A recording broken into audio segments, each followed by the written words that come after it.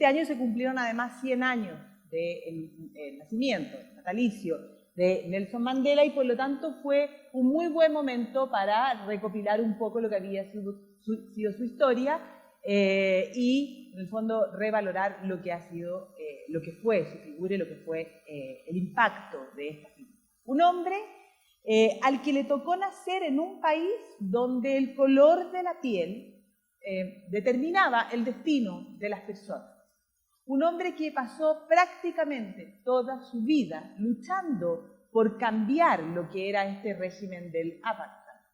Un hombre que pasó también parte importante de su vida tras las rejas, 27 años en prisión, con lo cual probablemente las autoridades de Sudáfrica en aquel momento pretendieron callarlo, pretendieron silenciarlo y esperaban que luego de un tiempo en la cárcel la figura de Nelson Mandela dejara de tener la importancia que en aquel momento tenía. Pero ocurrió absolutamente todo lo contrario.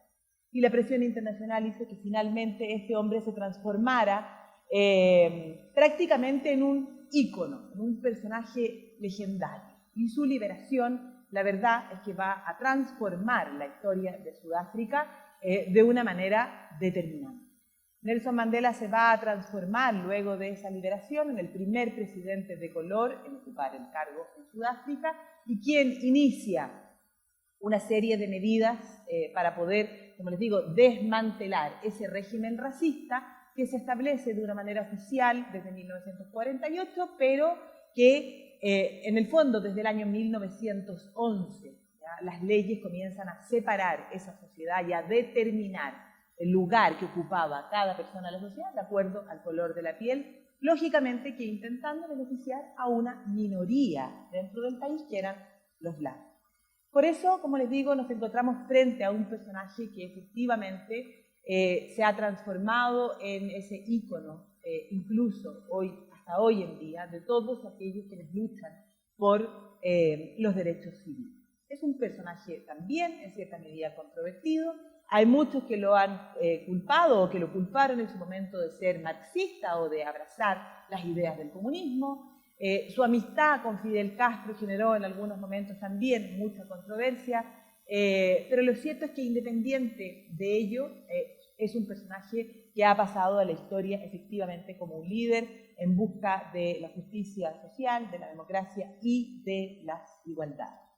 Su frase, nunca, nunca más que mi país o que ningún otro país en el mundo vuelva a vivir la opresión del hombre por el hombre, efectivamente se transforma en una especie de resumen, de legado de lo que es, en el fondo, la historia de Nelson Mandela.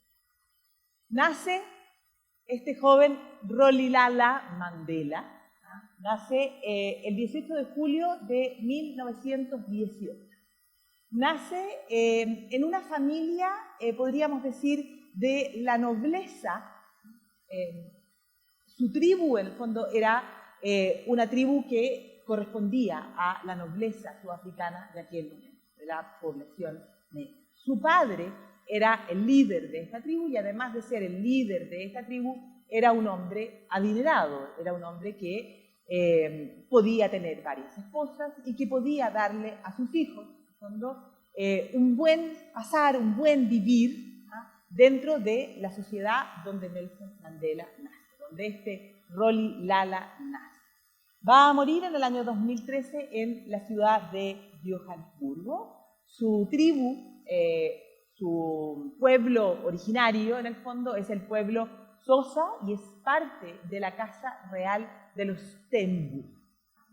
Su padre, como les decía, es Gatla Henry, un nombre prácticamente imposible de decir, que nace alrededor de 1880 y que, como les digo, era un jefe tribal del clan Madiba. De ahí el nombre de Madiba, con el cual se le conoce a Nelson Mandela, que además tendría la traducción de algo así como padre para los sudafricanos. Su padre, entonces, como les digo, es jefe de esta tribu y es consejero del monarca de aquella zona, que era la zona de Tembulandia. Si ustedes se fijan, aquí está Tembulandia, aquí está el Océano Índico, por lo tanto esta es la región o una provincia oriental de la zona del Cabo, en lo que hoy día es Sudáfrica. Este Gadla, el padre de Rolihlahla, como hombre adinerado tenía varias esposas y por lo tanto Rolihlahla, o Nelson, es hijo de la tercera esposa de este Gadla, Nosekeni Fani, también perteneciente a una tribu, a un linaje real o de la nobleza de estos pueblos originarios de Sudáfrica, que es la linaje de la casa de la mano derecha. Por lo tanto, este niño, como les digo, nace en estas tribus que corresponden efectivamente a la nobleza de aquellos pueblos. Su nombre original, como les decía, no es Nelson. El nombre lo recibe cuando su madre, que era una cristiana metodista muy devota, decide inscribirlo en la escuela, en una escuela cristiana.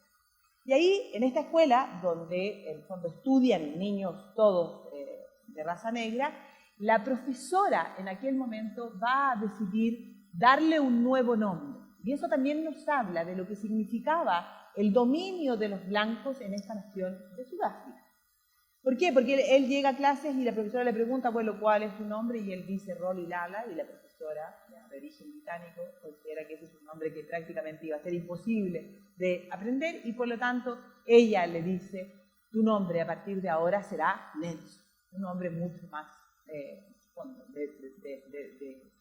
más relacionado con el mundo blanco que lo que era con ese mundo de la sudafricana. El mismo Nelson Mandela lo relata en el año 1994, cuando dice, nadie en mi familia había ido a la escuela. El primer día de clase mi profesora, la señorita Tingane, nos dio a cada uno un nombre de origen inglés. Era una costumbre entre los africanos de aquellos días y se debía sin duda a la influencia británica en nuestra educación. Ese día la señorita Tingane me dijo que mi nuevo nombre era Nelson. ¿Por qué lo escogió? No tengo la más mínima duda.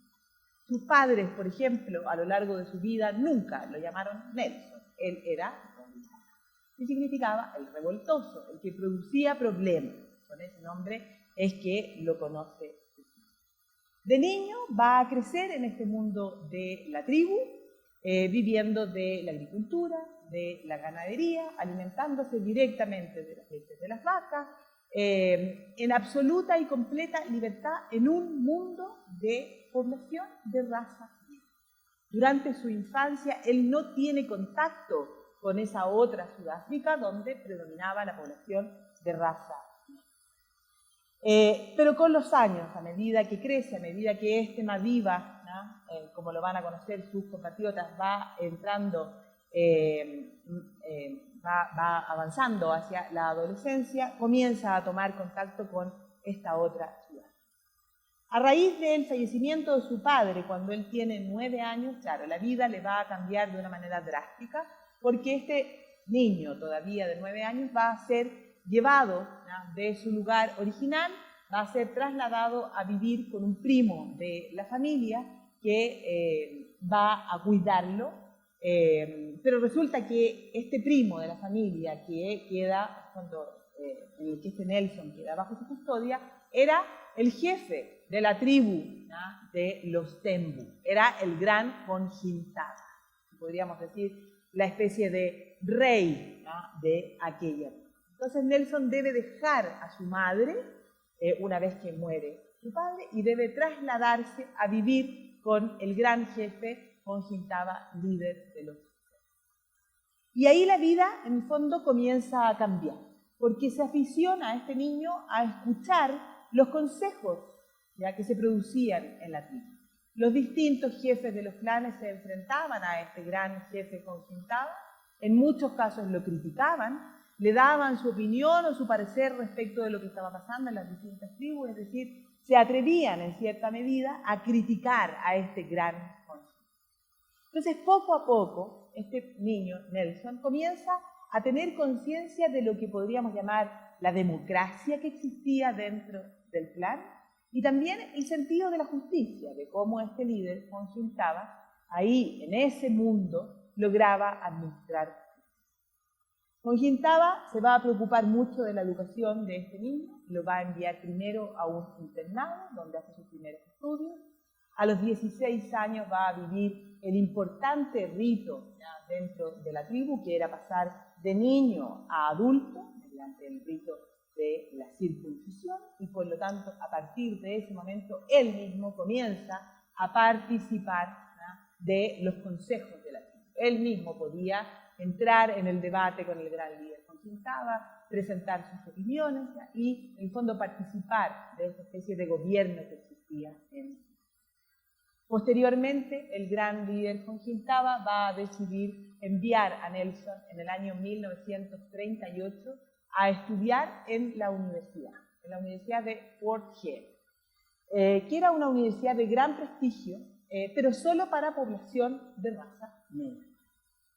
Él ingresa a estudiar ahí, sus estudios van a ser en general relacionados más bien con las humanidades, la antropología, la política, y también comienza a estudiar inglés. Su gran anhelo era eventualmente en algún minuto llegar a estudiar Derecho. Pero parte en estos estudios y poco a poco comienza a destacarse dentro de la universidad por sus dotes de libro. Va a ser elegido para un cargo de representativo, ¿no?, dentro de los estudiantes, y desde ese cargo él va a decidir protestar por la calidad de los alimentos que recibían, ¿no?, estos estudiantes de raza. Va a ser amonestado. Va a ser en fondo amonestado y expulsado temporalmente de la universidad. Luego va a participar en otro proceso donde va a salir electo, pero él mismo va a reconocer que el proceso no tenía todas las garantías y que no había sido un proceso. Y finalmente terminan expulsando, ¿no?, a este joven Nelson Mandela de la universidad. Entonces debe abandonar esta universidad de Fort Hare sin lograr ningún título, ningún grado académico, ni lograr el objetivo inicial, que era obtener una especie de bachillerato en humanidades. Entonces debe abandonar la universidad y regresar a vivir con Konsintaba en la. Y en ese momento, era el año 1941, Nelson, al regresar a la tribu, se da cuenta de que el líder del clan había decidido, de acuerdo a la costumbre de la época, concertar un matrimonio para Nelson. Y a su regreso, como les digo, Nelson Mandela se encuentra con esta noticia de que ya se le ha escogido quién va a ser. Y por esa razón decide huir de la tribu, debido a que se da cuenta de cuál es probablemente su futuro. Eso significaba que iba a tener una vida dentro de la tribu. Va a significar para Nelson Mandela la primera vez o el primer encuentro con lo que era la realidad de su país en aquella época. Es la primera vez que este joven Nelson Mandela se enfrenta a vivir como negro en un país dominado por blancos. Es la primera vez, en el fondo, que toma contacto con lo que era la realidad de su país en aquel momento. Eso va a significar que va a tener que vivir en los suburbios de la ciudad, en la zona de Alexandra, y el único trabajo que va a encontrar es en una mina de oro. Y ahí va a comenzar a conocer lo que era la injusticia de aquel momento, lo que eran las diferencias de trabajo entre blancos y negros, las diferencias de salarios entre blancos y negros, y lo que era el trato con la población de color en el país. A pesar de ser un país rico, ¿no?, con muchísimos recursos minerales, diamantes, oro, ¿no?, toda esa riqueza estaba en manos de la minoría de la población. Solo el 20% de la población, que eran los blancos, se beneficiaban de la riqueza que Sudáfrica tenía en aquel momento. Entonces, al llegar a Johannesburgo, Nelson Mandela comienza a tomar contacto con lo que era la realidad del otro 80% de la población, que eran los de raza. Estando en Johannesburgo, al poco tiempo va a conocer a un personaje que se va a transformar en un personaje determinante en su vida, Walter Sisulu, un hombre de negocios, un agente inmobiliario, podríamos decir, de aquella época, que tenía también un lado político. Poco a poco había comenzado a tomar contacto con ideas políticas que comenzaban a quejarse, ¿no?, que comenzaban a luchar en contra de la situación de los negros, y que se había afiliado en el año 1940 en el Consejo Nacional Africano. Consejo Nacional Africano, que como ya vamos a ver, se había creado en el año 1912, ¿no? Pero que para esta época, ¿no? Era un organismo, en el fondo, que intentaba luchar por los derechos de los niños. Entonces, al conocer a Walter Sisulu, Nelson Mandela comienza a tomar contacto con lo que eran estas ideas políticas y este tipo de organizaciones. El mismo Walter Sisulu va a señalar en repetidas oportunidades que cuando conoce a Nelson Mandela se da cuenta de que es un hombre de carácter vivaz, que es un hombre inteligente y que es un hombre que tiene dotes de líderes absolutamente innatas. Solo que hasta ese momento era un hombre más bien tímido. Walter Sisulu dice que él se siente, en el fondo, absolutamente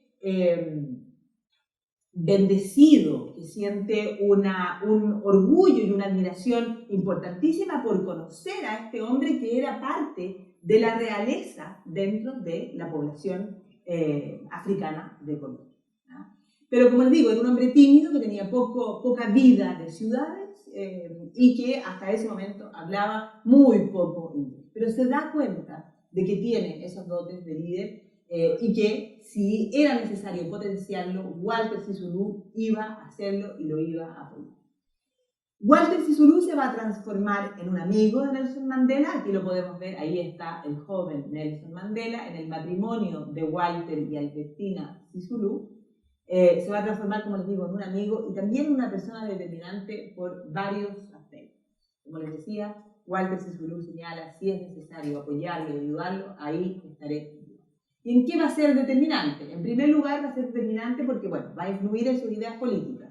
En segundo lugar, le va a permitir o le va a ayudar a Nelson Mandela a conseguir un trabajo durante el día como aprendiz en un estudio de abogados, para que durante las noches pudiera terminar sus estudios de derecho, se inscribiera en la universidad y finalmente lograra ese ansiado sueño de ser abogado.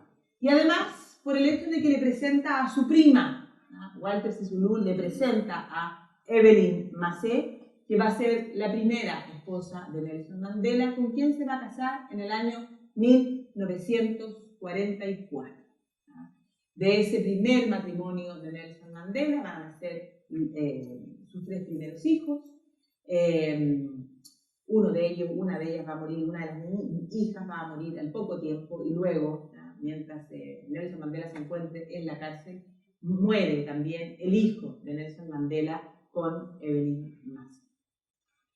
Pero efectivamente la influencia de Walter Sisulu va a ser determinante en varios aspectos. Y como les decía, probablemente una de las cosas más importantes es el hecho de que va a entrar nuevamente en la universidad con el objetivo de terminar sus estudios. Y va a entrar en la universidad, una universidad en Johannesburgo, donde Nelson Mandela va a ser el único estudiante de raza negra. Todos sus compañeros eran de raza blanca.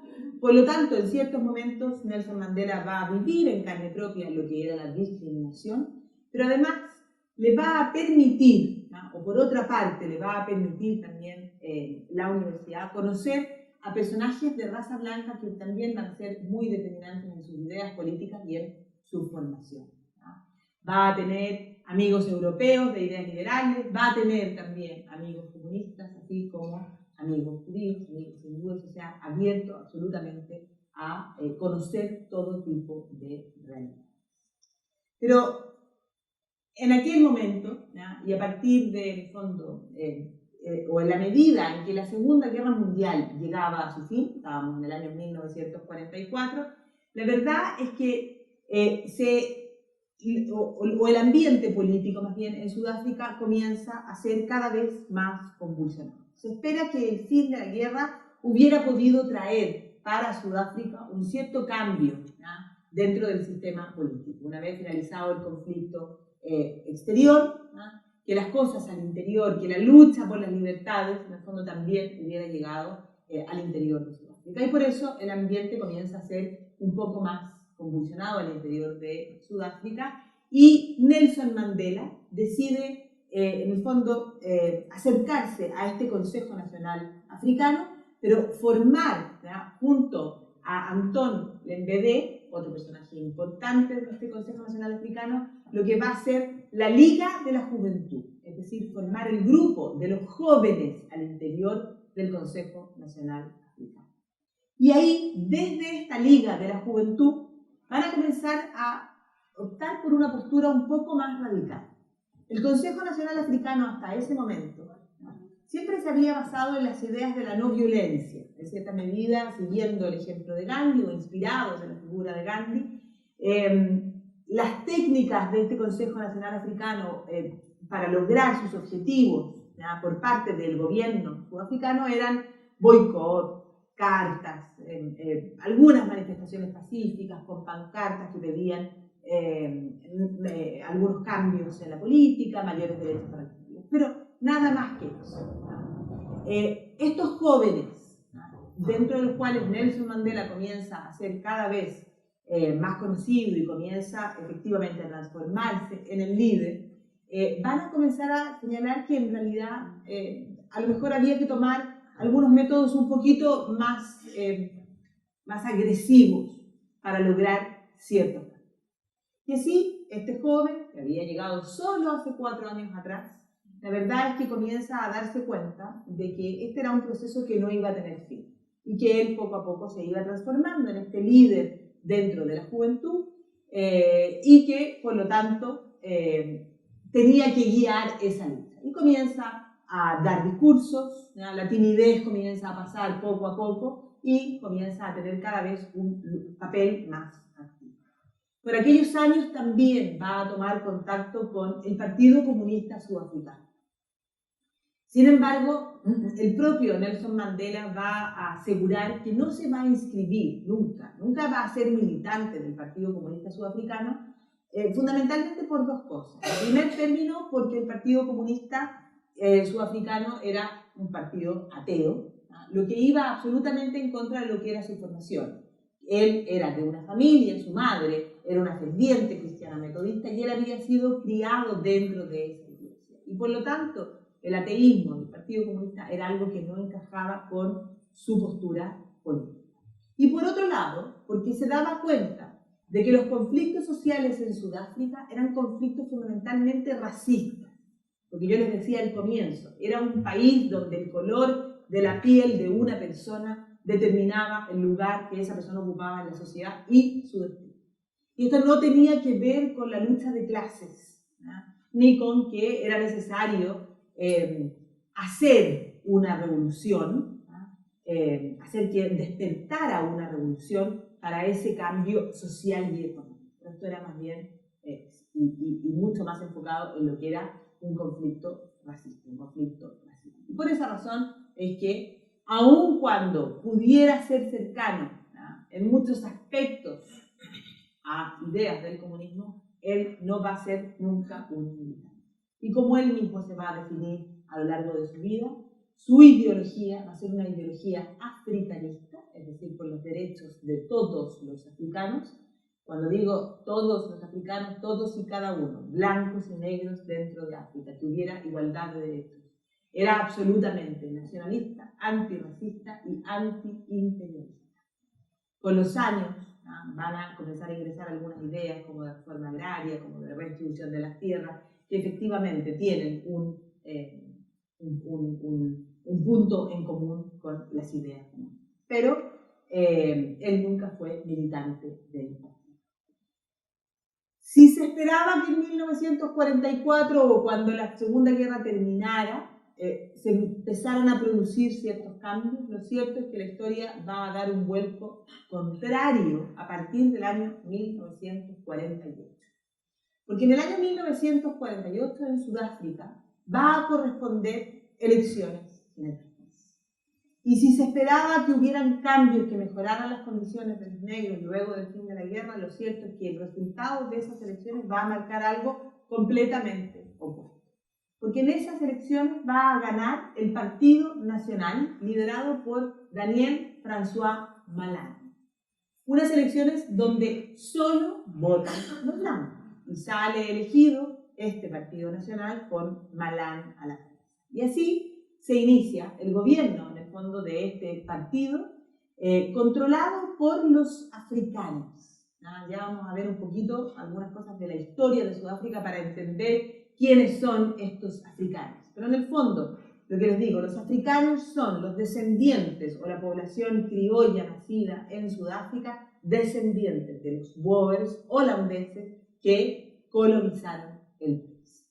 Estos africanos, descendientes o boers, es casi sinónimo, que dominan y controlan el país, son los que llegan junto a este Partido Nacional al gobierno en el año 1948. Y a partir de ese momento, toda la política de discriminación racial va a comenzar a ser un asunto de Estado, o más bien se va a institucionalizar, ¿no? El racismo va a ser institucionalizado por el Estado. Era algo que existía desde el año 1911. Sin embargo, a partir del año 48 se establece por ley que el sistema político de Sudáfrica es un sistema racista, es un sistema separar a las clases para el mejor desarrollo de las clases. Y entonces se institucionaliza, ¿no? Estas medidas discriminatorias que van a tener todo tipo de, que van a entrar en casi todos los ámbitos de la sociedad. Lo que va a ocurrir a partir del año 1948 va a venir, en el fondo, a ampliar, sin ningún tipo de eufemismo, lo que había sido la historia de este país desde las leyes dictadas en 1911. ¿Qué es lo que ocurre con el gobierno nacionalista en 1948? Lo que se conoce como el apartheid, que significa separación. En la lengua africana significa separación. Significa, ¿no?, que el gobierno de este Daniel Malan va a poner en pie y va a establecer legalmente, ¿no?, el desarrollo separado de cada raza en la zona geográfica que le es asignada. Un sistema completo de segregación, de discriminación social, económica y cultural que beneficia a los blancos en desmedro de la población. Eso es, por definición, ¿no?, lo que es este apartheid, que va a tener, varios aspectos y que se va a ir profundizando con el tiempo. En primer lugar, los privilegios de los blancos. Los blancos van a tener derecho a voto. Los negros no pueden votar. Los blancos podían viajar libremente por el país. Los negros debían portar una identificación. Y esa identificación señalaba de qué color era la piel, si era negro, distintas graduaciones de color. Y eso significaba que, dependiendo del color de la piel, uno podía circular por determinadas áreas o no. Había lugares prohibidos. Además, van a haber diferencias establecidas en los salarios. Los blancos, por el solo hecho de ser blancos, ganaban más que los negros haciendo el mismo trabajo. Y por último, los negros, estas primeras leyes de Malan van a establecer que por último los negros debían vivir en zonas alejadas y que debían estudiar en escuelas separadas de los blancos. Y que además la educación de los negros debía ser limitada. No era necesario que tuvieran el mismo nivel de educación que la población blanca. Se va a establecer también, a partir de 1948, este registro poblacional. Este es el registro. Aquí, por ejemplo, tenemos el de una persona, que ustedes se fijan ahí, dice que es blanco. Y este era el papel que quienes no fueran blancos debían portar, así como una especie de carnet de identidad, y que en cualquier lugar, en cualquier calle podían ser parados y se les solicitaba que mostraran este permiso. Si no lo tenían, finalmente lo podían terminar haciendo hasta en cárcel. Y este sistema se va a ir incrementando, se va a ir acrecentando y se va a ir profundizando cada vez más la diferencia entre blancos y negros, hasta llegar incluso a considerar que los lugares públicos, los parques, las plazas e incluso las playas eran separados. Los autobuses, los trenes, habían trenes para blancos, trenes para negros. Habían buses para blancos, buses para negros. Playas para blancos, playas para negros. Y no se permitía la presencia de un negro en algún lugar que estuviera establecido para los blancos. Si ustedes se fijan, solo personas blancas, el perro pintado de color negro. Una playa en la ciudad de Durban, el texto es del año 1989, el texto dice, según la sección 37 del Código de Leyes de Durban, esta playa es solo para para uso exclusivo de gente de raza blanca. Gente de raza blanca que representaba solo el 21% de la población. Los mejores lugares, los mejores barrios, los mejores sectores del país, además, van a ser los sectores establecidos para la raza blanca, los peores, ¿no?, para la raza negra. Se va a ir incrementando y acrecentando desde 1948 en adelante. Pero ¿cómo llegamos ahí? ¿No? Y para eso es que tenemos que hacer un poco de historia, muy poquita historia de Sudáfrica, porque no podríamos estar hasta mañana, pero para entender en el fondo cómo llegamos a esta realidad. Aquí tenemos el mapa de Sudáfrica, ahí tenemos la ciudad más poblada, no es la capital, es Johannesburgo. La capital hoy día, una de las capitales importantes es la ciudad de Pretoria, ¿no? ¿Cómo se produce la colonización de estos territorios? Como para lograr entender esta diferenciación entre las poblaciones blancas y negras. El 4 de abril de 1652, ¿no?, el capitán Jan van Riebeeck va a tomar posición, ¿no?, del Cabo de Buena Esperanza, de la parte sur de Sudáfrica, en nombre de la Compañía Neerlandesa de las Indias Orientales. Es decir, van a ser los holandeses los primeros la primera potencia, digamos así, europea en llegar a ocupar aquellos territorios. Y a partir de, lógicamente, de esta primera ocupación se va a comenzar a conformar ahí en el territorio del Cabo de Buena Esperanza una colonia neerlandesa, holandesa, ¿no?, que va a ir creciendo y que va a ir aumentando en importancia. Hasta el punto de que esa fecha, ¿no?, el 4 de abril de 1652, se considera que es la fecha, ¿no?, o la fiesta nacional de la República Sudafricana.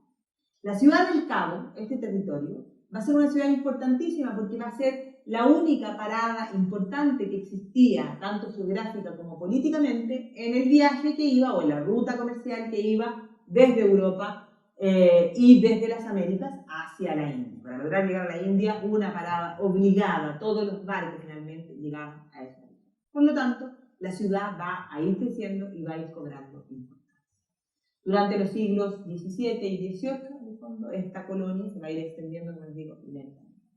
Y aquí, la población criolla que comienza a nacer en estos territorios, los descendientes de esos primeros holandeses o boers que habitan aquel lugar, son los que van a pasar a ser llamados afrikaners, ¿no?, o boers. Afrikaners, ¿por qué? Porque hablan la lengua afrikaans. Y esa lengua afrikaans, en el fondo, es una variante del holandés. Del holandés unido con, en el fondo, con lo que ocurre en esta colonia, en el fondo, surge esta lengua. Y de ahí el término de africanos. Van a ser de religión calvinista y, como les digo, van a establecer ahí esta colonia que va a ser y que va a cobrar cada vez más importancia. Los problemas van a comenzar cuando los ingleses, cuando el Imperio Británico ponga sus ojos en aquellos territorios. Gran Bretaña va a llegar a ocupar esta zona de aquí, el territorio de Cabo de Buena Esperanza, en el año 1797.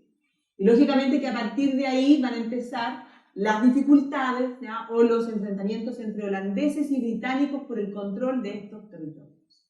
Los británicos van a establecer ahí una colonia, ¿ya?, van a anexar en el fondo la colonia de El Cabo en enero de 1806. Es decir, si teníamos, ¿ya?, a los habitantes holandeses, a esta colonia holandesa en aquel territorio, efectivamente van a llegar los ingleses, van a anexar esa colonia y estos boers o africanos afrikaners se van a ver obligados a ir hacia el interior del territorio de Sudáfrica.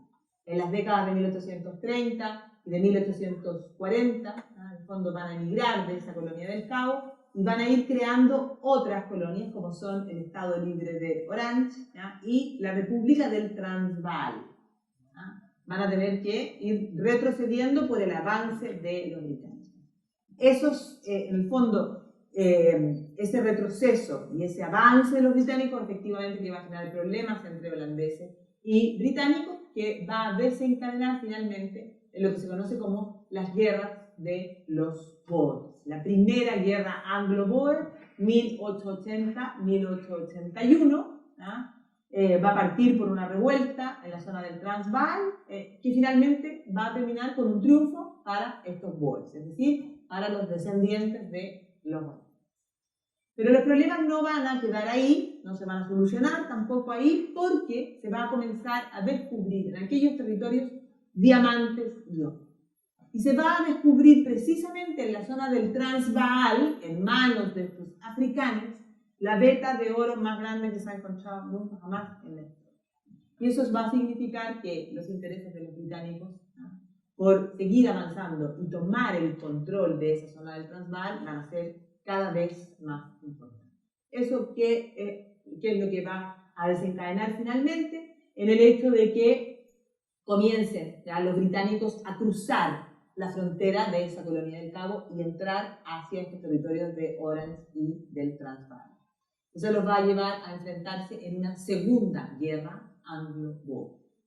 Entre paréntesis, comentarles que en estas guerras anglo-boer va a ser la primera vez en la historia en que veamos la existencia de los campos de concentración. Los británicos van a establecer campos de concentración, supuestamente alrededor de 45 campos de concentración, donde se debía, en el fondo, o donde se pensaba trasladar a la gente que fuera desplazada. Pero, sin embargo, van a terminar siendo verdaderos campos de concentración donde gente murió de hambre, murió producto de los excesos, de los malos tratos al interior de estos lugares. En el contexto, como les digo, de estos enfrentamientos entre británicos y estos africanos.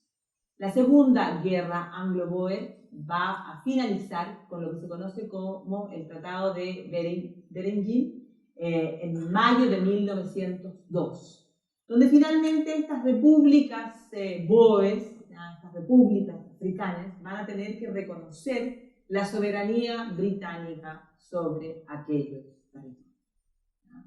El imperio británico era el imperio más importante en el mundo en aquel instante, tenía el control de prácticamente todos los mares y posiciones en los 5 continentes, y por lo tanto aquí en estas guerras se ve claramente cuál va a ser el poder que tiene este imperio británico. Entonces, finalmente estas repúblicas deben reconocer que aquellos territorios están bajo soberanía británica, y se va a formar en 1910 lo que se conoce como la Unión Sudafricana, a partir de esta colonia del Cabo en la zona sur y luego la colonia de Natal, el Estado Libre de Orange y el Transvaal. Es decir, con la unión de todas esas colonias, ¿no?, bajo la soberanía británica, nace la Unión Sudafricana, posteriormente Sudáfrica. Se supone, y eso es lo que acordaron los británicos, además del pago de sumas importantes de dinero a los africanos, que los africanos iban a tener cierta autonomía en aquellos territorios. Pero lo cierto es que no va a ser del todo autónomos, ¿ya?, y va a comenzar, lógicamente, la lucha por independizarse, por lograr finalmente la independencia de Gran Bretaña. Y por eso es que dentro de los boers o dentro de los africanos va a comenzar a cobrar fuerza cada vez más el partido nacionalista, ¿no?, el partido, los más radicales dentro de los boers van a conformar el partido nacionalista, que por una parte intentan poner fin a este dominio británico, ¿no?, pero que por otro lado, ¿no?, van también a abogar por los intereses de los africanos, solo por los intereses de los africanos. Y así, poco a poco, la población de color, la población de raza negra, va a comenzar a ser, ¿no?, en fondo, o va a comenzar a ser dejada de lado. Eran los que trabajaban en las minas, eran a quienes más se explotaba en aquellos trabajos, tanto por parte de los británicos como de los ingleses. Pero poco a poco, en la medida en que surge este partido nacionalista como oposición al dominio británico, las leyes en contra de la población de raza negra también comienzan a intensificarse. Entonces, muy poco tiempo después de que se establece esta Unión Sudafricana en 1910, comienzan a aparecer las leyes que perjudican, en el fondo, o que van en desmedro de la población de raza negra. Por ejemplo, se van a ilegalizar las huelgas de los trabajadores negros, no tienen derecho a huelga. Se van a reservar trabajos especializados para los blancos. Se va a prohibir a los negros hacer servicio militar. Se van a dictar lo que se conocen como las pass laws, que van a limitar la libertad de movimiento de los negros. Y en 1913, o sea, solo 3 años después de que surge esta Unión Sudafricana, se van a dictar las Native Land Act, la ley de la tierra de los nativos, que va a destinar solo el 8% del territorio de esta Unión Sudafricana para los negros, el 92% restante para la población de raza. En este momento todavía no se habla de apartheid, se habla de apartheid a partir de 1948. Pero lo que quería mostrar y dejar en claro es que esta realidad surge prácticamente en el mismo momento en que surge la Unión Sudafricana y en esta pugna entre británicos y holandeses por el control de aquellos territorios. Como respuesta a esta situación, del año 1912 comienza a cobrar importancia dentro de los habitantes de raza negra la figura de Pixley K. Isaka Seme, que va a ser un abogado de color que va a conformar una organización democrática nacional para representar a los negros, para intentar luchar en contra de estas injusticias hacia la raza negra. Al principio se va a llamar Congreso Nativo Sudafricano. Y a partir de 1923, esta primera organización, fundada en 1912, se va a pasar a llamar el Consejo Nacional Africano. Consejo Nacional Africano, del cual era parte Walter Sisulu y al cual comienza a ingresar Nelson Mandela y conforma la Liga de la Juventud y se comienza poco a poco a transformar en líder de esa organización, que, como ustedes ven, se funda al poco tiempo de que se comienzan a adoptar estas leyes. 1924 es otra de las fechas importantes. ¿Por qué? Porque va a ser la primera vez que este partido nacionalista de los africanos va a lograr llegar al poder, va a tomar el poder y, por lo tanto, el nacionalismo de los africanos va a comenzar a tomar mayor fuerza. Y como comienza a tomar mayor fuerza, van a comenzar a intensificarse más aún las políticas en contra, ¿ya? O de discriminatorias respecto de la raza. Más aún en el contexto, ¿ya? O lo que ocurre en el fondo durante la Segunda Guerra Mundial. Ahí me falta un numerito. En la Segunda Guerra Mundial, ¿por qué? Porque este partido nacional o el ala más conservadora del partido nacional va a simpatizar con la Alemania nazi. Y eso va a hacer que el tomar contacto con aquellas ideas imperantes en aquella época, con las ideas de este darwinismo social, con la idea de que para mejorar la raza había que eliminar a los que no fueran fuertes y que había que potenciar a lo que se consideraba la raza aria. Todo ello va a hacer que este partido nacionalista dominado por estos africanos efectivamente vaya intensificando y vaya haciendo que la segregación se transforme en algo absolutamente institucionalizado dentro del Estado. Y a partir de ahí es que comienza a hablarse, ¿ya? De este apartheid, es decir, de una sociedad que está completamente dividida, completamente segmentada entre blancos. Y así es como llegamos a ese año de 1948, cuando este señor, François Daniel Malan, llega al gobierno y establece este apartheid de manera legal como este régimen de separar a las clases y a la gente de acuerdo a su color. Y se incrementa más aún. Y se agrega a todas estas leyes ya existentes, por ejemplo, la ley que va a prohibir los matrimonios mixtos. No se podían casar gente que pertenecieran a distintas razas. También se va a llegar a prohibir, ¿no? Como una especie de delito, el sexo interracial. Va a establecerse más aún esa clasificación de la gente por raza y se va a crear una junta específica para dictaminar en los casos que fueran cuestionables. Es decir, si una persona era un poco morena, no digamos abierto, o sea, no totalmente de raza negra, sino que fuera un mestizo, en el fondo había una junta que determinaba en qué lugar de la sociedad se encontraba cada uno. Y así es como comienzan a aparecer incluso los estadios de fútbol, la sociedad completa, el país completo, dividido, separado entre blancos y negros. ustedes se fijan ahí, simplemente con esa división, la población negra y al otro lado la población blanca. Lo mismo, como les decía, los buses, los trenes, todo tipo, ¿no? Todas las instalaciones, todos los lugares del país estaban absolutamente divididos. Y las leyes se van a ir intensificando, se van a ir poniendo cada vez más rudas y más duras, ¿no? Con la población de raza negra. Como les decía, hasta los bancos en las calles, los bancos en las plazas, estaban determinados y asignados para algún tipo de población. Por ejemplo, era solo para europeos o blancos. Y aquí estaban desafiando a la autoridad sentado en una esquinita de aquí.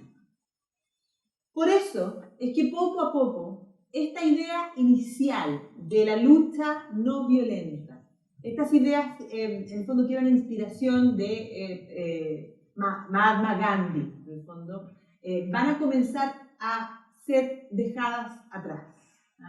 Porque se van a dar cuenta de que va a ser necesario cambiar el método para poder lograr algún tipo, ¿no? de derecho, lograr algún cambio por parte de la autoridad. Y ahí es cuando Nelson Mandela comienza a tener un papel cada vez más abierto en esta Liga de la Juventud del Consejo Nacional Africano. Se van a producir varias manifestaciones que solicitan, en el fondo, o que piden derechos por los africanos.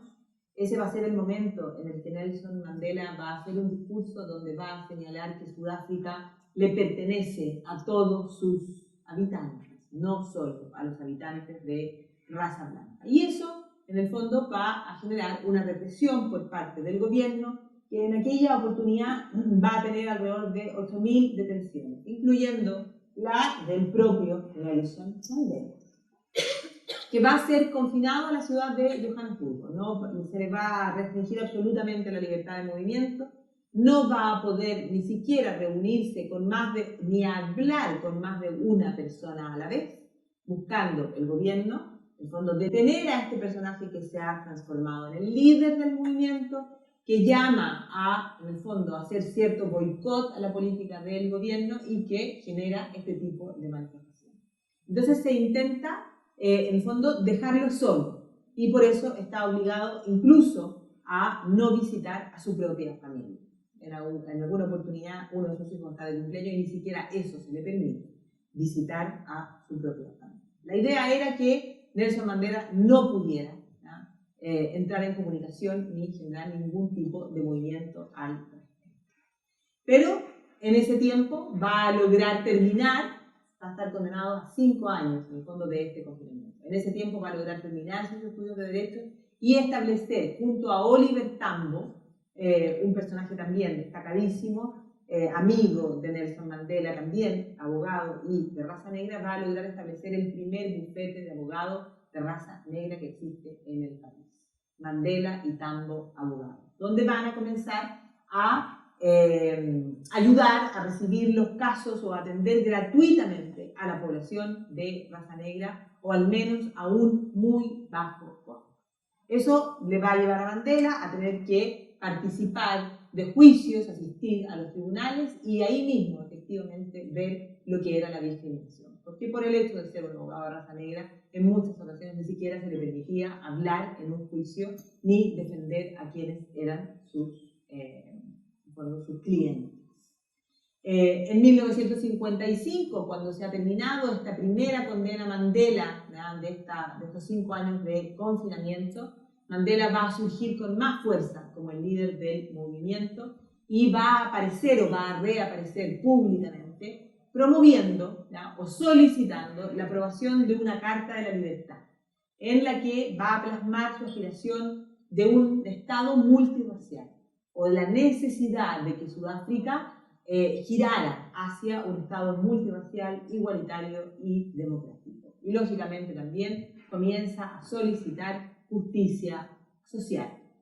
Parte de la carta o la introducción de la carta, Mandela dice: nosotros, el pueblo de Sudáfrica, declaramos para que todo nuestro país y el mundo sepan que Sudáfrica pertenece a todos los habitantes que en ella, negros y blancos, y que ningún gobierno puede reclamar autoridad con justicia a menos que esté basado en la voluntad de todos el pueblo. Y en aquel momento en Sudáfrica se deja completamente de lado a la población de raza. El gobierno de este partido nacionalista va a continuar en su política. Y probablemente uno de los hechos más graves de aquellos años va a ser cuando en el año 1956 deciden endurecer el régimen creando lo que se conocía como los bantustanes, que eran en el fondo territorios marginales, supuestamente territorios independientes, donde se debía confinar a la población de raza negra. O sea, no solo tienen la menor parte del territorio, sino que además se intenta crear zonas, barrios o regiones donde solo habite población de raza negra y que no exista ni siquiera el más mínimo contacto con la población de raza blanca. Entonces, ustedes se fijan aquí, los lugares que están con color son los lugares donde debían ser enviados todos los habitantes de raza negra para que los habitantes de raza blanca vivieran en estos territorios marcados en gris. Eso suponía enviar a toda la población de raza negra no solo a vivir bajo esta segregación, no solo vivir en territorios determinados para ellos, sino que también enviarlos a vivir en la miseria, porque en aquellos lugares, en esa pequeña cantidad de territorio tenía que enviarse a la mayor cantidad de población. La agricultura de aquellos lugares no iba a dar para la alimentación de toda esa población. Por otra parte, las propias industrias no iban a ir a instalarse en lugares donde habitaban la población de raza negra, incluso intentando evitar que alguna de esas industrias pudiera ser exitosa o más exitosa que alguna instalada en la raza de los blancos. Entonces, por lo tanto, era llevarlos a vivir a lugares donde efectivamente no iban a tener los medios de subsistencia. Nelson Mandela decide reaccionar con rebeldía frente a esta nueva orden del año 1956. Y en público va a quemar su pasaporte interno, ese pasaporte que decía Nelson Mandela, Nelson Rolihlahla Mandela, negro, decide quemarlo en público como una señal de protesta en contra de estas medidas, de estas nuevas medidas del gobierno del Partido Nacional. En medio de esta situación política, la vida privada de Nelson Mandela ha dado también un giro. Se ha separado de su primera mujer, Evelyn Massey. Existían algunos rumores de que Nelson Mandela tenía algunos amoríos con algunos miembros del Consejo Nacional Africano, y por esa razón, y además por lo que era su lucha política, es que Evelyn Massey decide abandonar. Pero al poco tiempo de que Evelyn Massey lo abandone y que se inicia su trámite de divorcio, Nelson Mandela va a conocer o va a ver en un paradero de bus a una mujer que lo cautiva por su belleza. Logra concertar un poquito con ella y finalmente en el año 1958 se casa con Winnie, la conocida, llamada Winnie Mandela, que se va a transformar efectivamente en la compañera no solo de vida de Nelson Mandela, porque la verdad es que los años de matrimonio que ellos van a estar juntos no van a ser muchos, pero sí se va a transformar en quien va a continuar la lucha de Mandela mientras él se encuentre en prisión. Una vida que no va a estar, porque va a estar exenta de ciertos conflictos. La figura de Winnie va a ser también controvertida, pero efectivamente a partir de 1958 Nelson Mandela se casa por segunda vez.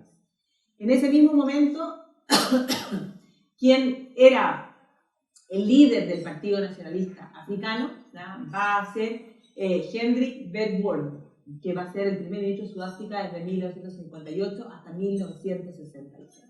Y bajo el fondo del gobierno de este primer ministro es cuando se va a producir o cuando se va a comenzar el desenlace de lo que es esta carrera política de Nelson Mandela.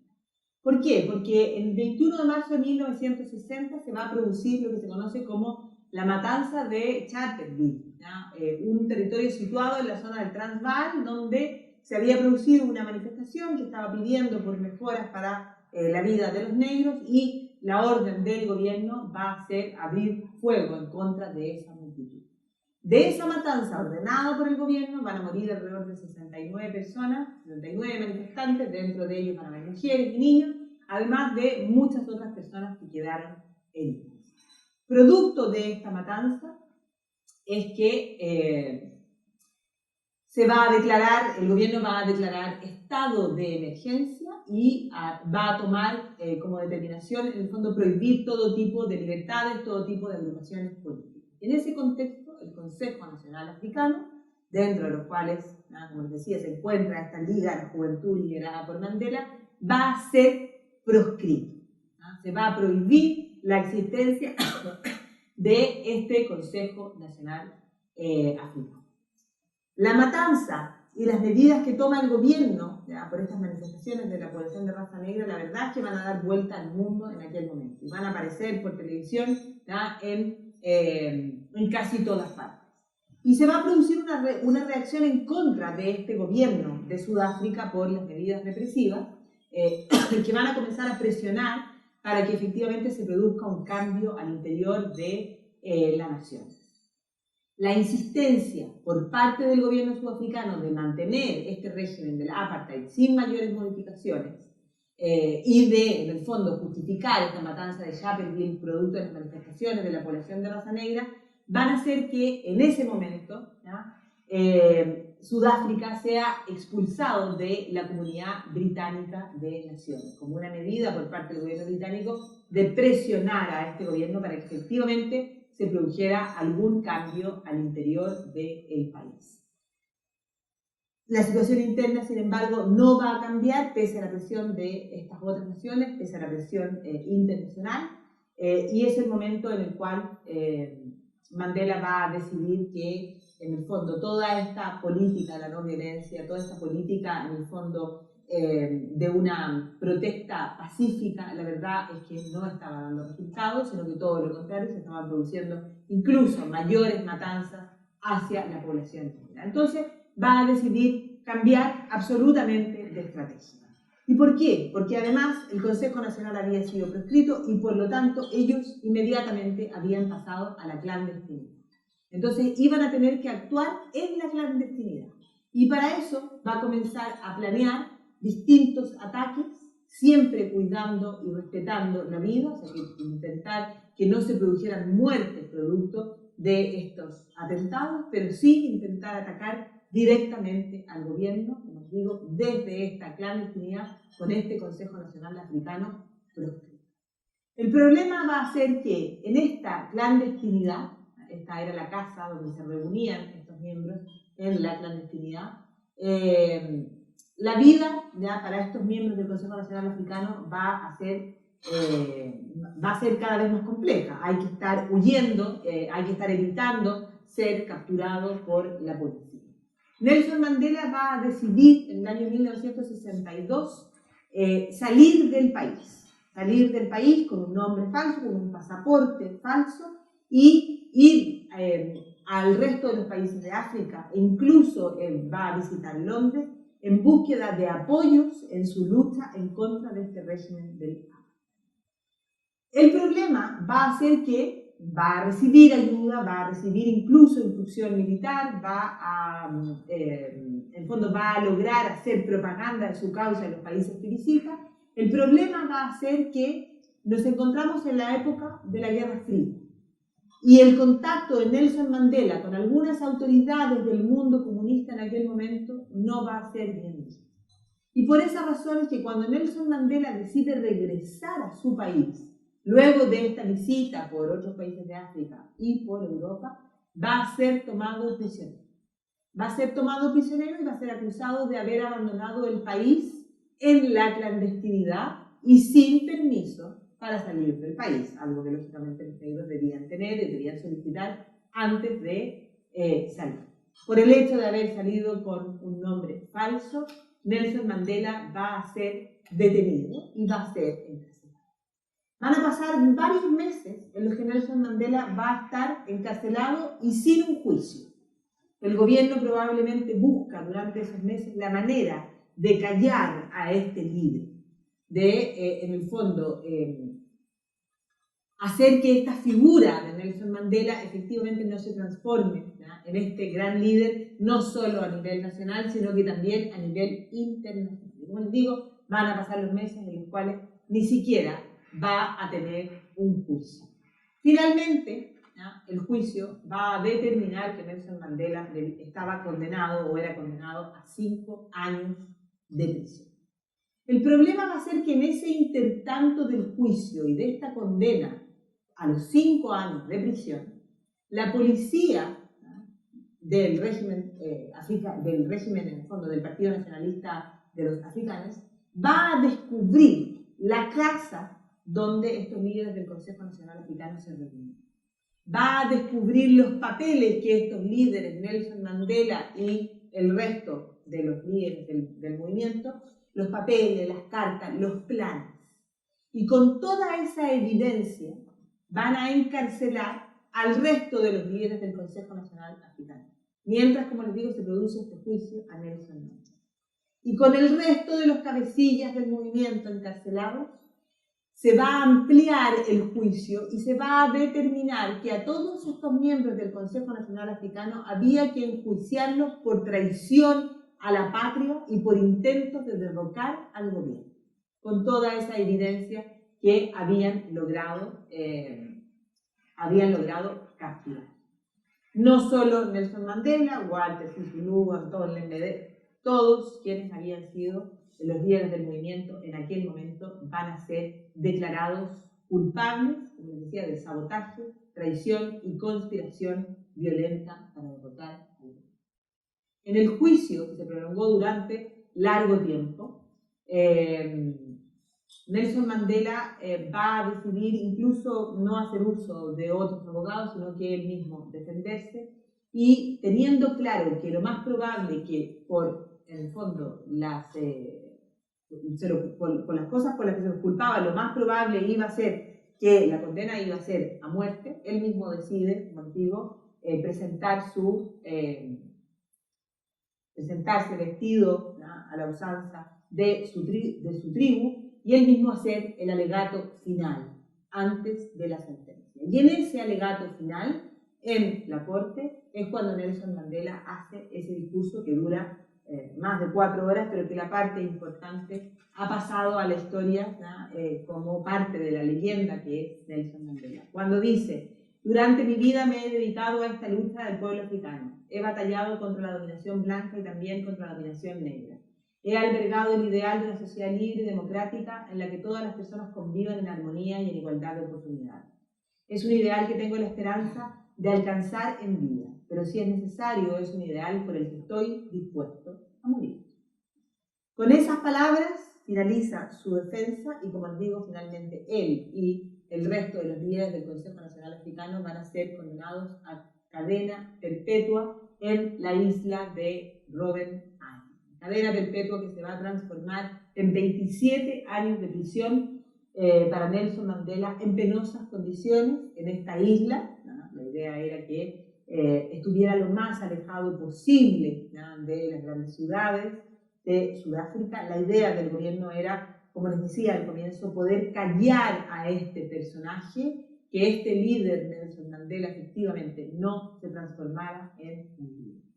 En la isla de Robben Island va a ser obligado a trabajos forzosos, va a ser sometido a tortura, va a vivir en penosas y mínimas condiciones de comodidad, de alimentación, pero él va a cambiar la vida en la cárcel. La verdad es que si uno escucha hasta el día de hoy, existen testimonios que están firmados de personas que compartieron la prisión con Nelson Mandela. Nelson Mandela hizo que efectivamente se produjera un cambio en el pueblo.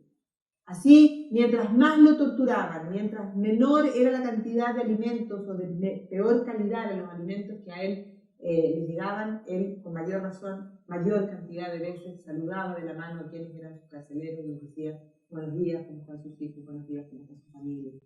Y poco a poco, ¿no?, con el paso de los años, Nelson Mandela logró hacer lo mismo que había hecho, o que había intentado hacer Gandhi en prisión. hacer de la cárcel una especie de escuela. Se dedicó a cambiar no solo él y el resto de sus compañeros, que incluso se dedicaron a estudiar la lengua de los africanos, porque si había que luchar, si había que derrotar a un enemigo, decía Mandela, lo más importante es conocer a ese enemigo. Y lo primero que tenemos que hacer es aprender a hablar el idioma de nuestro enemigo. Y además, como os digo, se dedicó a cambiar la vida y el ambiente al interior de esa prisión. Y finalmente la gente terminó respetando la dignidad de este libro. La dignidad de este hombre que pertenecía efectivamente a un linaje, a una nobleza dentro de estos pueblos, de estas tribus originales. Entonces se va a convertir efectivamente en un símbolo de la lucha dentro y fuera del país. Si el objetivo del gobierno era callar a esta figura, va a ocurrir absolutamente todo lo contrario, porque con el paso del tiempo la figura de Nelson Mandela va a ir creciendo y se va a transformar no solo en el símbolo de la lucha por la libertad de los sudafricanos, sino que en el fondo la lucha de la libertad de todos los africanos y de todos los oprimidos en el mundo. Hasta ahí tienen en el fondo una especie de estampilla que se imprime en aquel momento en la Unión Soviética con la figura de Nelson Mandela. Por todas partes del mundo, ¿no?, comienza la presión por la liberación de este hombre, a un hombre que en años se dejaban ver, durante los primeros años vio a Winnie Mandela y a sus hijos solo una vez al año, un hombre que no se sabía cuáles eran las condiciones en las que se encontraba en prisión. Entonces efectivamente la presión internacional aumenta y el gobierno debe decidir comenzar a mostrar imágenes de Nelson Mandela, invitan a periodistas al interior de la cárcel para mostrarle al mundo que Nelson Mandela estaba vivo, lo obligan lógicamente a aparecer en aquellas fotos como señalando que la vida al interior de la cárcel no era tan terrible como lo que el mundo imaginaba. Durante esos 27 años, Winnie Mandela se va a transformar en la continuidad de la lucha. Ella va a ir ascendiendo dentro de este Congreso Nacional Africano y va a ir tomando puestos cada vez de mayor importancia. También va a ser encarcelada en algunas oportunidades, pero va a ser puesta en libertad. Sin embargo, hacia el final de esos años del presidio de Nelson Mandela, hacia finales de los años 90, se va a ver envuelta en un polémico juicio en el que va a ser acusada de asesinato. Finalmente va a ser absuelta, pero como les digo, no va a estar libre de muchas, en fondo, polémicas. También se habla de algunos temas, en fondo, de dineros, de cierta, en fondo, corrupción, ¿no?, dentro de la gestión que hacía Nelson Mandela en ese CNI. Pero lo cierto es que durante los años de su presidio, ella va a ser su compañera y va a ser la líder del movimiento fuera del presidio. Con el paso del tiempo, las manifestaciones aumentan, y empieza el boicot, además económico, hacia el régimen de Sudáfrica, que comienza a solicitar, en el fondo, el fin del apartheid y la liberación de Nelson Mandela. En 1984, el gobierno sudafricano va a intentar poner fin a este incómodo Nelson Mandela al interior de la cárcel y poner fin así a las presiones internacionales. Y le van a ofrecer la libertad, ¿no?, a cambio de que Nelson Mandela dejara de lado los métodos de la violencia y que se fuera a vivir a uno de estos bantustanes o de estos lugares donde estaba confinada la población interna. Quien era el primer ministro en aquel momento, Botha, va a señalar ese año 1934: estoy dispuesto a liberar al señor Mandela siempre y cuando renuncie a la violencia como método de alcanzar sus objetivos. Nelson Mandela va a contestar en una carta que va a leer su hija en un multitudinario acto el 10 de febrero de 1985. Las palabras de Mandela fueron: solo pueden negociar los hombres libres y yo estoy preso. Negociaré el día que el pueblo y yo seamos libres. Vuestra voluntad y la mía son inseparables, dejando en claro que no iba a poner un pie fuera de la cárcel mientras su libertad no significara también la liberación de su pueblo. Las cosas finalmente van a cambiar cuando llegue al gobierno Frédéric Leclerc en el año 1989. Frédéric Leclerc se va a dar cuenta de que la situación había llegado a un punto extremo y que lo único que quedaba era comenzar el desmantelamiento de este régimen de discriminación racial y que había que iniciar el camino hacia una liberación de Nelson Mandela. Para ello había que negociar, para ello había que lograr que Nelson Mandela fuera un personaje comprometido en este proceso de llevar a Sudáfrica hacia un cambio de sistema, un cambio de sistema político, de sistema racial, y evitar que el país efectivamente cayera en una guerra civil. Porque en 1989, efectivamente, el país se encontraba a puertas ya de una crisis de esas características. Y por esa razón es que este hombre inicia el camino para lograr esos cambios. Se va a reunir con Mandela en alrededor de 46 reuniones. Se lo va a cambiar de presidio, lo van a sacar de Robben Island y lo van a llevar a un presidio cerca de la ciudad de Johannesburgo. En estas 46 reuniones van a intentar avanzar en cuáles van a ser los pasos de la liberación de Mandela, a qué es lo que Mandela se compromete una vez que consiga la libertad y cómo se va a manejar el proceso de un cambio de régimen al interior de Sudáfrica.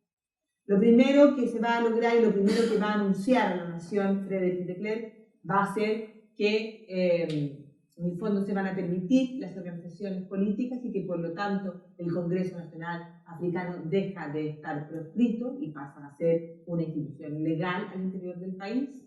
El segundo paso va a ser la liberación del resto de los líderes del Consejo Nacional Africano que se encontraban en presidio, dentro de ellos Walter Sisulu, y finalmente la gran noticia, lo que todo el mundo quería escuchar, anunció que el día 11 de febrero de 1990, después de 27 años, Nelson Mandela iba a salir del mundo.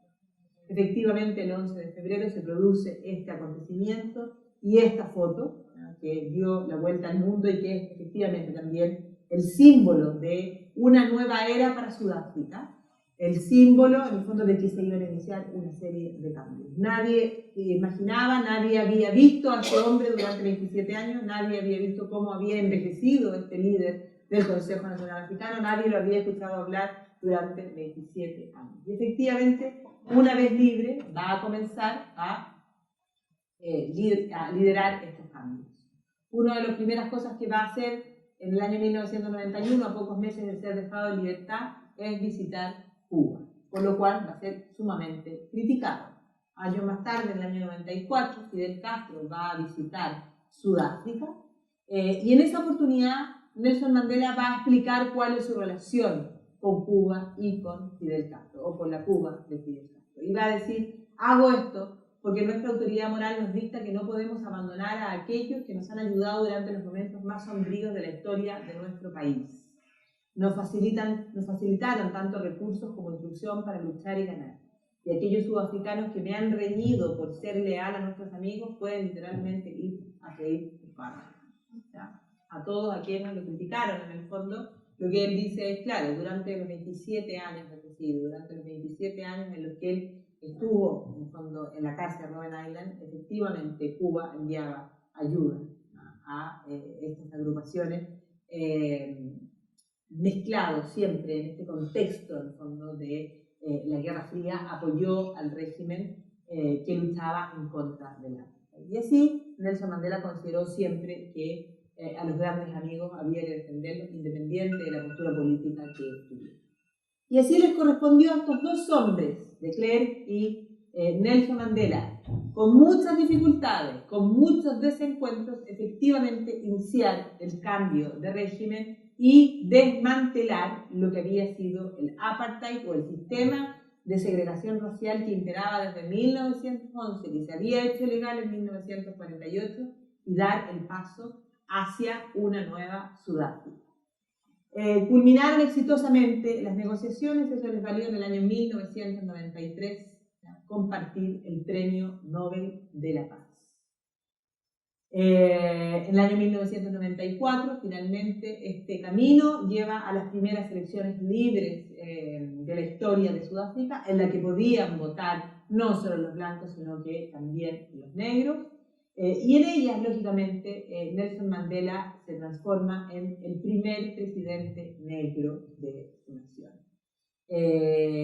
Durante el tiempo de candidato, y ya cercano a los 70 años de edad, demostró un vigor y una energía que eran prácticamente insospechadas para un hombre que, en el fondo, había estado casi 30 años en presidio. Y desde su puesto de presidente, claro, efectivamente va a iniciar la reconciliación y la reconstrucción del país. Y para eso va a decidir unir fuerzas con todas las fuerzas políticas de aquel momento. Y como él mismo señala, yo lo que no tengo es rencor, después de los 27 años en presidio, no tengo rencor en contra del Partido Nacionalista, y lo que necesito es unirme al Partido Nacionalista. Decide nombrar a Frédéric de Klerk como su vicepresidente, de manera de unirlos en este nuevo gobierno. Es más, en aquel momento, el mayor problema o la principal dificultad que debe enfrentar Nelson Mandela durante los primeros meses de su gobierno va a ser el partido Inkatha, un partido de mayoría zulú, una tribu importante dentro de la población de raza negra, que en el fondo querían romper con el sistema de una manera total e incluso violenta. Y entonces lo que va a hacer Nelson Mandela es atraer al líder de este partido también a conformar gobierno. Entonces todos, enemigos, lo que fuera, conformaron este gobierno de unidad que, como les digo, inicia los planes de reconstrucción y desarrollo. Y para eso la idea fue mejorar primero el nivel de vida de los sudafricanos, cuestiones como educación, vivienda, sanidad y empleo. Los cambios eran muchos y los cambios probablemente no han finalizado en la Sudáfrica actual. Pero en aquel momento la población, la gente tuvo la paciencia, ¿no?, de permitirle a Nelson Mandela iniciar cambios que era evidente que iban a tomar más de una generación en efectivamente tener o dar resultados. En el año 1995, Nelson Mandela va a aparecer en el césped, ahí en el campo de juego del Mundial de Rugby en la final, que gana Sudáfrica. Y ese acontecimiento se va a transformar también en uno de los hechos que marcan la historia de la nación. Efectivamente, a partir de lo que ocurre en esa premiación del Mundial de Rugby de ese año, es que se dice que Sudáfrica ya había iniciado, o que ya era una Sudáfrica que se había reconciliado. Que a partir de ese momento, cuando él le entrega la copa al jugador de raza blanca y le dice absolutamente o muy orgulloso de conocerlo, y este jugador le contesta el orgulloso y soy yo, efectivamente se muestra que Nelson Mandela se había convertido en el presidente de todos los sudafricanos, no solo en el presidente de los habitantes de raza negra, sino que a poco iniciado su mandato, había logrado efectivamente parte de esa unidad. Va a impulsar la redacción de una nueva constitución que se va a aprobar en el año 1996 por parte del Parlamento, y va a comenzar a realizar una serie de visitas de orden internacional que le van a permitir a él, bueno, por una parte aumentar su fama, recibir una serie de premios, de condecoraciones, pero también de poner a Sudáfrica en contacto nuevamente con el mundo. La propia reina Isabel lo va a calificar de salvador de su país en el banquete de honor que va a ofrecer. Va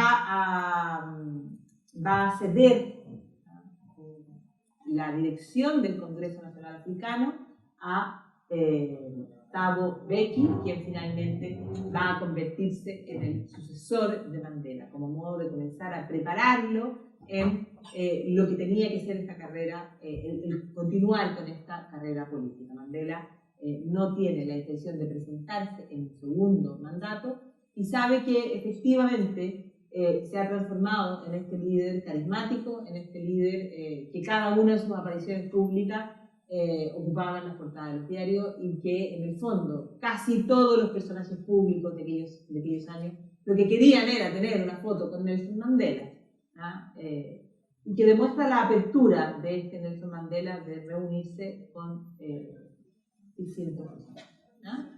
Efectivamente, su vida privada también va a dar un vuelco importante. Como yo les decía, Winnie Mandela se va a transformar en líder del movimiento nacional africano mientras él se encuentra en prisión.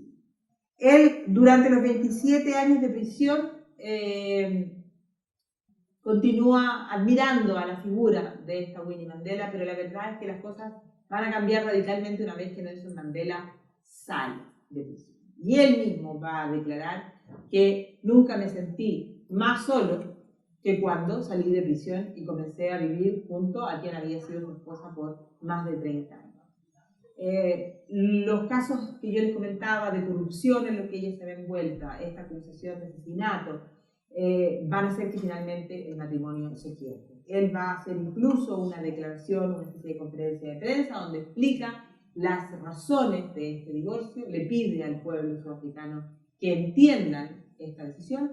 Winnie Mandela se había transformado en la madre de los sudafricanos de raza negra y por lo tanto, efectivamente, la decisión del gobierno del divorcio era algo que podría haber jugado en contra. Va a decidir divorciarse, no va a ser un divorcio fácil. Winnie Mandela va a terminar pidiendo la mitad del premio Nobel de la Paz, señalando que le correspondía a ella una parte, ¿no?, de ese premio, y no va a ser un divorcio complicado. Pero hacia el final de su vida, Nelson Mandela va a volver a contraer matrimonio en el año 1998, 2 años después de haberse divorciado. Se va a casar con Graça Machel, que era la viuda del antiguo presidente de Mozambique. Y con ella va a llegar al final de su vida, que como les decía, él va a decidir que su régimen presidencial iba a ser solo uno, que no iba a presentarse a la reelección. Y por esa razón, poco a poco comienza no solo a interesarse por los asuntos de Sudáfrica, sino que por una serie de otros proyectos, como algunas enfermedades de carácter terminal, algunas guerras en otros países de Sudáfrica donde él va a ser mediador. Una gran preocupación para Nelson Mandela va a ser el tema de la educación y como modo, en el fondo, de poder poner fin a la pobreza. La lucha por erradicar la pobreza a través de la educación. Él va a llegar a decir: la pobreza no es natural, es creada por el hombre y puede superarse y erradicarse mediante acciones de los seres humanos. Y erradicar la pobreza no es un acto de caridad, es un acto de justicia, algo que encierra probablemente gran parte del pensamiento de Nelson Mandela. En los últimos años de gobierno, junto al arzobispo Desmond Tutu, va a dar a conocer los resultados de la Comisión de Verdad y de Reconciliación, que hace una investigación de todos los crímenes e injusticias cometidas durante el régimen del apartheid. Nelson Mandela va a avalar los resultados de esa investigación, reconociendo que los crímenes se cometieron no solo por parte de la población blanca en contra de los negros, sino que también hubo crímenes por parte de la población negra hacia los blancos. También favoreciendo la reconciliación en la sociedad, en ambos sectores de la sociedad. A meses de finalizar su mandato, va a señalar que no se presenta a la elección y que, por lo tanto, a quien él mismo había elegido como el líder del Congreso Nacional Africano, Thabo Mbeki, va a ser candidato. Y resulta, por cierto, ganador en las elecciones de 1991. En los últimos años de su vida, apartado de la vida política, se va a dedicar a esas otras acciones, como decía, la lucha en contra, por ejemplo, del SIDA. Uno de sus hijos va a morir de la enfermedad, la lucha por erradicar la pobreza, por mejorar la educación, van a ser, en el fondo, sus motivos de preocupación durante los últimos años de vida, en los que va a comenzar a tener problemas de salud que harán que sus apariciones sean cada vez más esporádicas. y que a medida que se acercaba el fin de sus días, la población de Sudáfrica comience a preocuparse por lo que era la salud de Nelson Mandela. Aquí, en julio del 2013, cuando celebra sus 95 años, la población de Sudáfrica se lanza a las calles a celebrar este gran acontecimiento. Él mismo va a declarar poco tiempo antes: la muerte es algo inevitable. Cuando un hombre ha hecho lo que considera su deber para con su pueblo y su país, puede descansar en paz. Creo que he hecho ese esfuerzo y que por lo tanto dormiré por toda la eternidad. Nelson Mandela murió el 5 de diciembre del año 2013 en Johannesburgo, tras meses de enfermedades pulmonares. Al momento de su muerte, las ceremonias que se realizaron, sus funerales, efectivamente van a ser un momento en el cual autoridades del mundo entero hicieron sus apariciones, fueron a presentar, en el fondo, a dar el último adiós.